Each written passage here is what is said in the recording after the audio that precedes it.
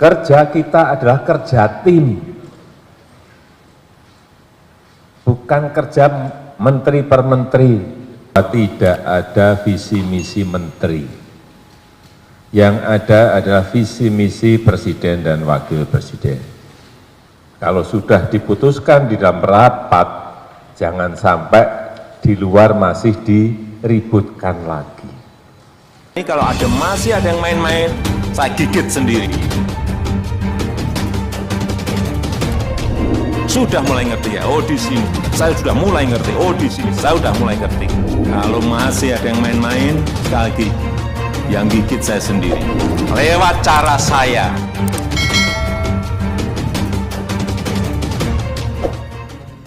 Yang ingin saya sampaikan sekali lagi, ini saya berusaha ulang, bahwa tidak ada visi misi menteri. Yang ada adalah visi misi presiden dan wakil presiden. Ini tolong dicatat, karena dalam 5 tahun yang lalu ada 1, 2, 3 menteri yang masih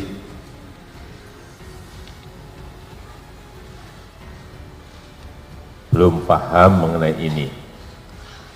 Jadi dalam setiap rapat, baik rapat paripurna, di dalam rapat-rapat terbatas, di dalam rapat-rapat internal, itu ada sebuah payung hukum.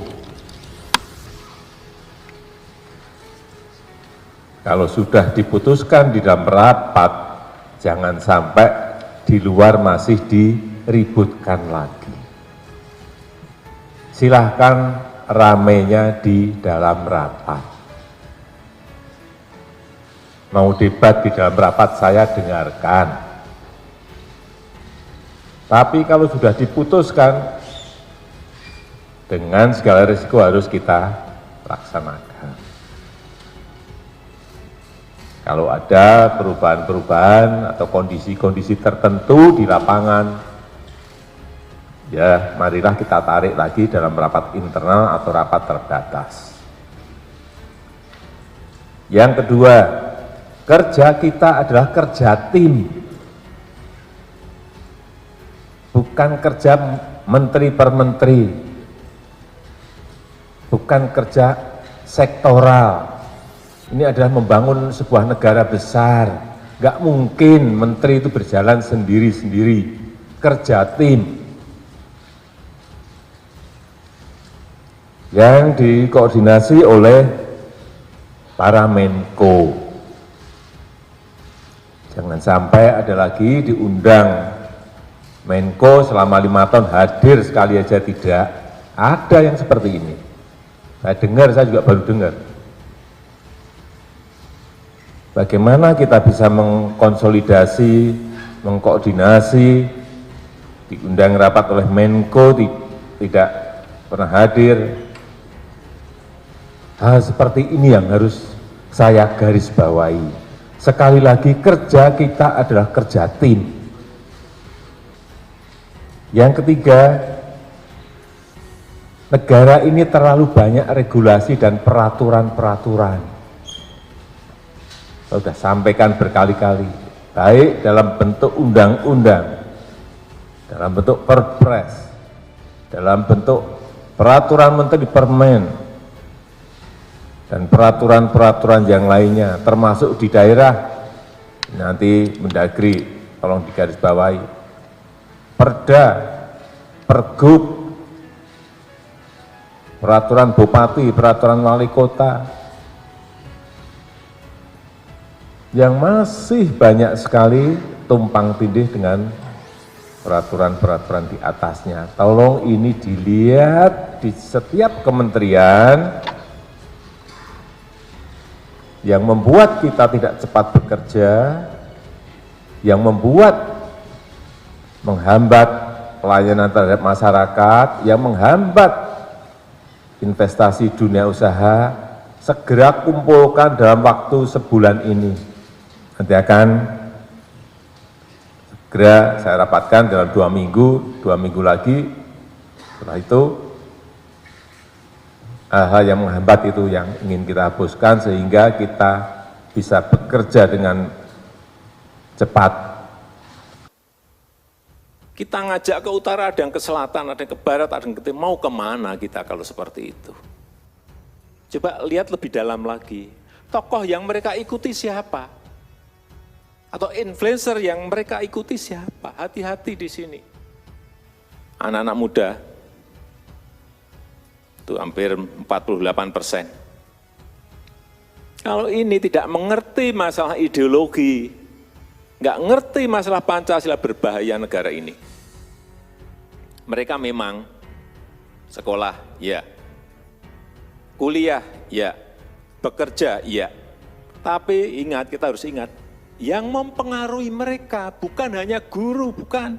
Sekarang ini, bukan hanya dosennya, bukan. BBM satu harga, ada ideologinya di situ. Saya jawab, ada. Saya pastikan ada. Keadilan sosial ada di situ.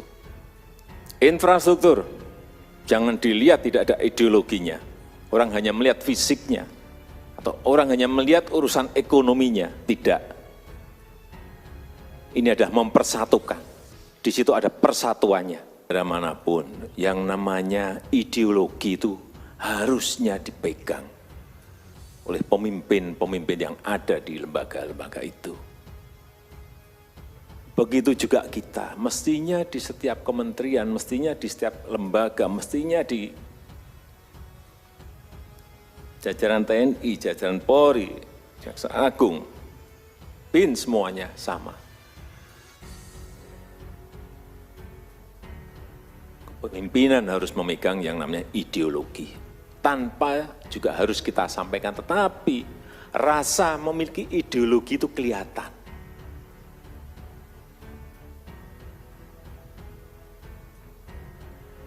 Tidak mungkin negara sebesar kita Indonesia ini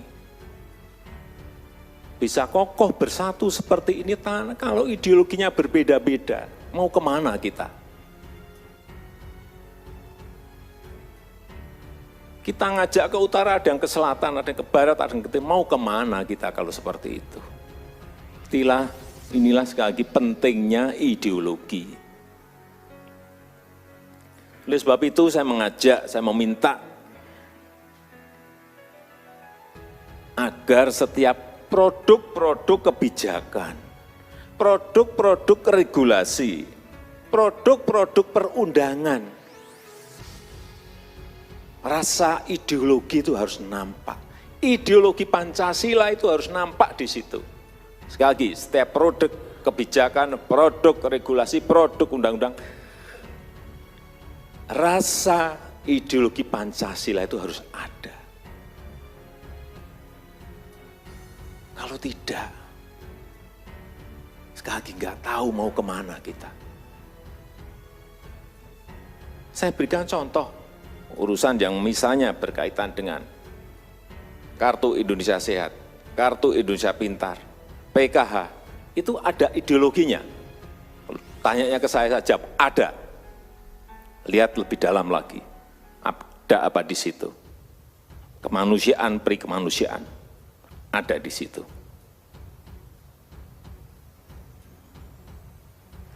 BBM satu harga, ada ideologinya di situ. Saya jawab, ada. Saya pastikan ada. Keadilan sosial ada di situ.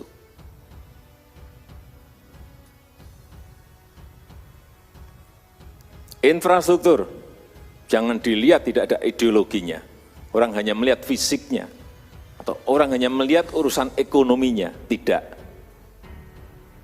Ini adalah mempersatukan. Di situ ada persatuannya. Dia harus dinampakkan seperti itu. Jangan urusan nanti remeh-temeh. Enggak seperti itu. Coba lebih dalami lagi. Akan muncul ideologi-ideologi yang setiap program Bapak Ibu sekalian luncurkan, ada rasa ideologi Pancasilanya. Tapi yang harus kita lihat sekarang ini bagaimana membumikannya. Ini yang jauh lebih penting.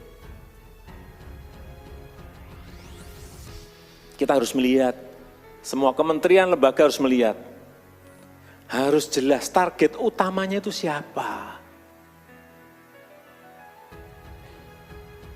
Kita ini membawa negara sebesar ini, 267 juta. Ya mestinya target ke depannya yang ingin kita transfer nilai-nilai ini. Siapa?